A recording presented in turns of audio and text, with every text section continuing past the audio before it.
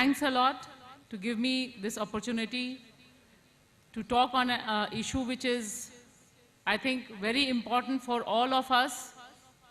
When I say all of us, that means the people who are there to save Indian democracy, the people who are united to fight the fascist forces, the religious fundamentalist forces in India.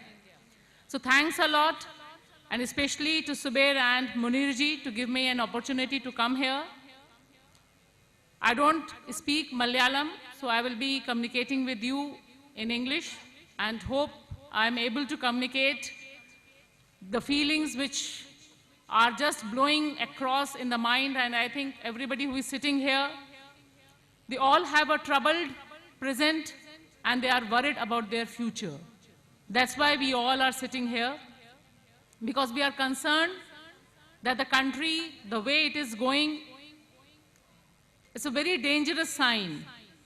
And I will start with one poem of Martin Niemöller. I think many of you must have heard. And when we are talking about Dalit Muslim backward community unity, then this poem becomes very important. This poem was written at the time of Hitler. When the Hitler was on his onslaught, then this writer has written, and I think if we think about an Indian in present scenario, we will find that large section of Indian people, Indian citizens are facing through same dilemma. They are in the same free.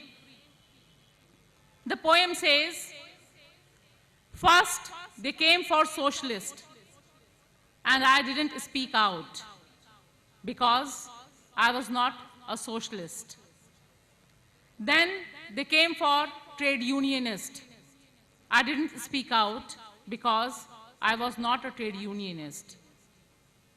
Then they came for Jews. I didn't speak out because I was not a Jew. Then they came for me. Then they came for me, and there was no one left to speak about me. Same scene is being repeated in India. The same kind of fear is being generated across. And when I'm standing here, my heart is full with worry. My head is just troubling with many questions that how this country is going to move. Not only this country, when we are speaking, in India, there is an undeclared economic emergency. In Delhi also, we were seeing the people are standing, desperate people. If you see the photos who are standing in front of ATMs, banks, you can't say that these are the black money holders. I was just coming to this conference. Across the city, I think, the same scene is there, and it is happening across the country. All of a sudden, the Modi regime, Mr. PM, just woke to so-called black money and imposed a Tughlaqi Farman, which has a deep political and economic reasons. It's not just like that out of nowhere he has done. He has a very well-defined agendas, which we can discuss later. But I want to say that this is not an official emergency. This is an undeclared economic emergency, which has been declared without terming the name that there is an emergency. Some days back, you must have heard, this Modi government wanted to ban NDTV India for one day. And the reason it has given that it has telecasted anti-India, quote unquote, anti-India during the Pathankot attack. It was much hue and cry in the media, the mainstream media to which I belong, is almost on the knees. They are just ringing around the Modi regime, whatever they say, we are more into it. But finally, they have to take back that 9 November decision. They have not just taken back, they have just postponed, suspended it. So there is a direct undeclared emergency on the freedom of speech in this country, without any GO, without any declaration. You move to Bastar, you move to Madhya Pradesh. There's an undeclared emergency on your right to protest, on your right to expression, on your right to live with the religious freedom, and there's no talk about it. So that's the country which I belong. That's the country where I am born, the country where I am still feel concerned that this all is happening around me. And if you see little beyond what happened 2 days back, the whole victory of Donald Trump in America, the way it was hailed in India and the rest of the religious fascist people. So this is a global phenomena you find if you are making comparison. I was just talking to Subair also, that how this same scenario is being generated across the globe, that the people who want to preach hatredness, the people who want to divide people on the ground of race, religion, caste, creed, gender, they are becoming more political powerful. This is happening across the globe. And in India, the scene is much more dangerous. When we are talking, this I'm just coming out with these all expressions which all of you are much aware that what is happening in the country, but it is very important to discuss in detail that what is happening in the country so that when we decide our strategies to fight against it, we should have a clear-cut agenda that how the things are and how we can fight them back. Because India has a huge legacy to fight all the fascist forces back.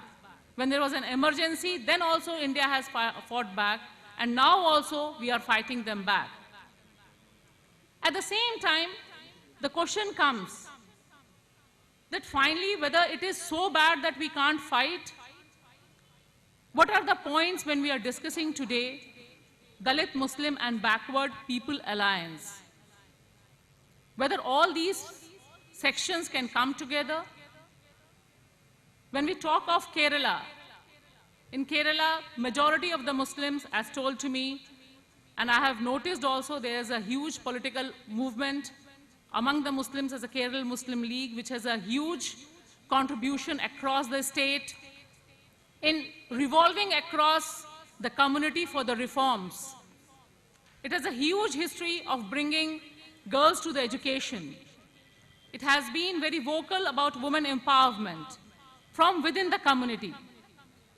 So at the time when we are talking about this unity of Dalit, Muslim, backward sections, how it is going to implement, who are the forces which are going to bring this combination, a feasible combination in this political scenario. I just want to share, many things have been shared about the UP, Gujarat, and the place from where I come, that is Delhi. It is not an organized political move which is happening. These all forces are coming together or will come together because their enemy is one. Their enemy is the forces who are anti-constitution.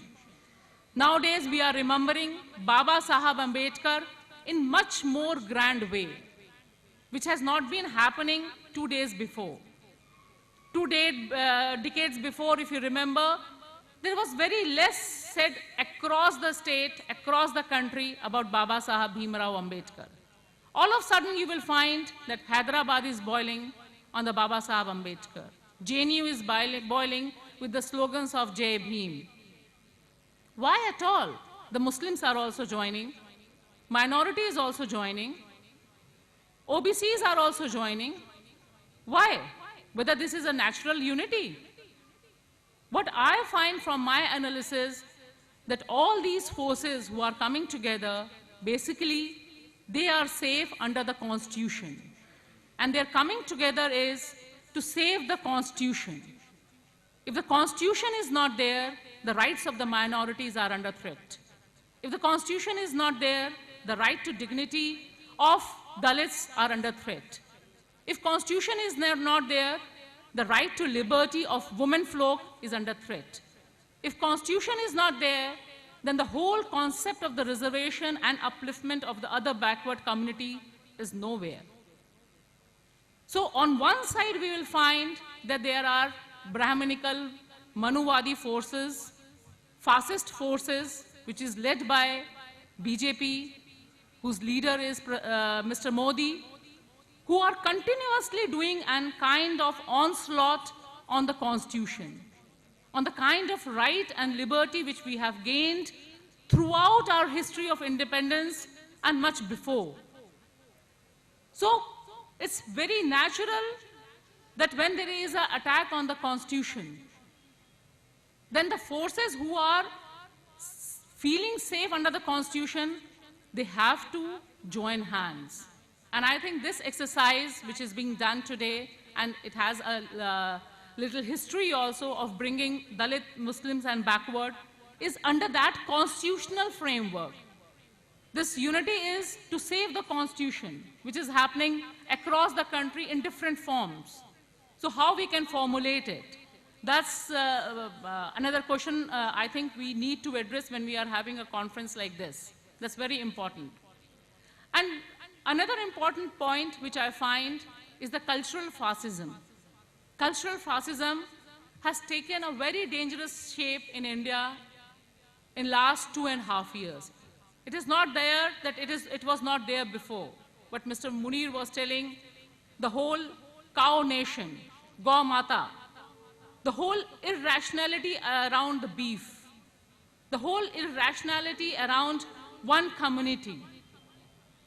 Who is going to affect, who are being affected when there is a ban on the beef? I want to just share you with one experience. I was just covering the Bhim Yatra, a yatra which was taken nationwide to eradicate manual scavenging and to stop sewer and septic tank deaths by Safai Karamchari Andolan. When that yatra entered the Kerala, so there was a small shop. We all were hungry. We didn't have anything in the breakfast, and it was around 3 o'clock of the day. When the bus entered, there was, at the entry point, they have to pay the taxes and all that was going around. We were desperately hungry. We just came down from the bus and there were some shops at the side, and all of us, only 2 or 3 were knowing about the Malayalam and Telugu and Tamil. Rest, majority were from the North India. So we just went to that shop. A woman was there and she was just preparing the beef. She was frying the beef and giving with the 30 rupees beef with 2 chapatis. So we were so hungry that I think half of us have not asked even that what is there. We just started eating. Then the people from the Kerala, they just came running and say, "Oh, madam, this is beef. So do you know that you are eating beef?" I said, "Yes, I know that we are eating beef," but many of the fellow travelers were very afraid. "Oh my God, they have eaten beef, what happened?" So that kind of environment, but then they started saying, I'm telling you honestly what the dialogue was, that okay, it is beef, but it is very tasty and it has given us, filled our tummy at a very important time, and it is just 30 rupees. So Kerala people are very fortunate that they can feed their tummy in 30 rupees at least. So this kind of cultural diversity which India has, you can't imagine in the north if you talk about beef. I belong to Uttar Pradesh, Lucknow. We have been brought up with the tunda kebab there. Tunda kebab means it's a beef kebab. So that was a part of the culture. I used to go from my university with the cycle to eat the tunda kebab, and there was no restriction at that time. Nobody even asked me that why I'm eating beef or not. But now, if I go to my city, where I have been brought up, it's very difficult to find a tunda kebab, and they have to write that it is a chicken kebab, not a beef kebab. In Delhi, you can't even talk about beef. You must be aware that when there was Sangh attacked Kerala House in Delhi, because there they sell the beef. So only from the people from the Kerala, the political leaders from the Kerala only entered and they publicly eaten the beef.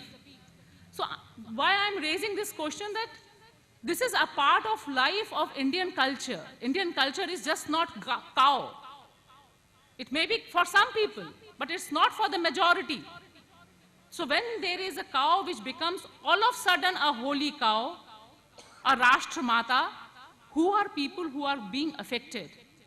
It is not only Muslim, it is not only Dalits, it is farmers, it is poor section of the community. You just go, I have been just to Maharashtra. You see that how the farmers are being struggled. They are about, though nobody is ready to have the cow. But this kind of cultural fascism is happening in India, and that kind of fear is there that no leader is coming openly and saying that I am a beef eater. When I put my, on a social media a statement that I am a beef eater when the whole slot was going, you can't imagine what kind of slangs poured in, and everybody say that how you are from this community and from this community, from this religion, how you can place this statement that you are a beef eater. So that kind of threat is on our cultural heritage. So the people who want to save this cultural diversity of India, the economic diversity of India, I think this is the point when we have to come together. We have to share our experiences which are happening. The way Uttar Pradesh is being communalized, that's a very horrifying scenario, very horrifying scenario. The way the BJP is playing the game. You must have heard the Home Minister, Mr. Rajnath Singh, going to the Western UP and calling on the Muslims that kisne maa ka doodh piya hai, hum dekhenge. This is the statement given by the country's Home Minister in a communally sensitive area. So there's a huge polarization which they are trying to do within the community, within the two religions. But the problem is that they have to expose to this Hindutva agenda very early. If you can imagine, within 2.5 years, there is a warmongering against Pakistan. Why? Because they are failing in all the economic agendas. They are not able to deliver a single election promises. So to escape from that, they want to do the polarization. I think whoever we are sitting, either in this hall or in this on this dais, we all are aware that this kind of political, communal, fascist ideology is going to behave like this. But what is our answer? How we are going to fight back to this kind of communal hatredness, communal fascism, which is happening across the country? Whether everywhere the discussion is about the Uttar Pradesh, whether Mayawati is going to be the answer or not.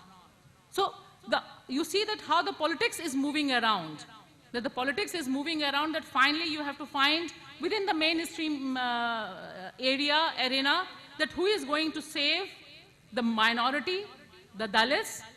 So we are again into the looking after the savers of the minority and the Dalits.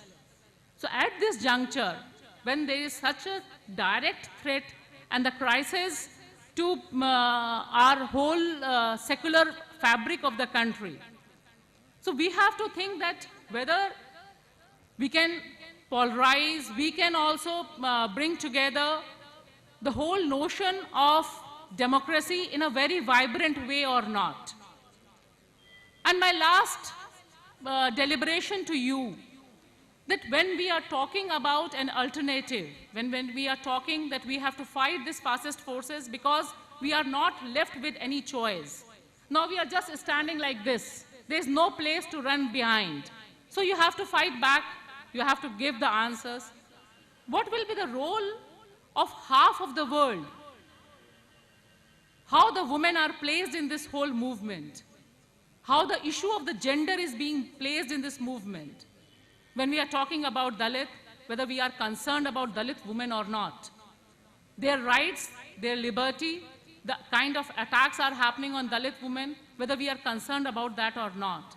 When we are talking about Muslims, when we are talking about Muslims, we are concerned about the rights and equal status of Muslim women or not. Unfortunately, when we are discussing about community, when we are talking about identity, generally we tend to ignore the woman, the half of the world. And here we get the defeat from the fascist forces. You find that all the fascist forces who are moving across, whether it is BJP, whether it's Durga Vahani, whether it's the rest of the whole communal agenda, they are moving to the houses. We have seen in Gujarat 2002, they have communalized the women. They have been a part and parcel to the communal violence. But when it comes to give back to the communal violence and the fascist forces, generally the identity politics or the identity collaborations don't talk about the issues of gender justice, gender equality, gender participation. And at the same time, I want to say that when we are thinking about this Dalit Muslim backward unity or alliance, we should, at every cost, should project the leaders from the community. There should be an open dialogue from these communities who are going to save the constitution, the Jamhuriyat, the secular fabric of the country. We need to project, we need to have a national level platform where we can have a discussion about our strategies. It can't be fought only in the Kerala. It's very good that the Kerala is taking a lead in this. We are having a discussion in the Kerala. Kerala has paved way before also in many important deliberations and political alliances, but it's need of the time that all the secular, progressive, democratic forces, the identity forces, or I want to say the forces who are surviving because of the Constitution, who want to save the Constitution, should come together. Thank you.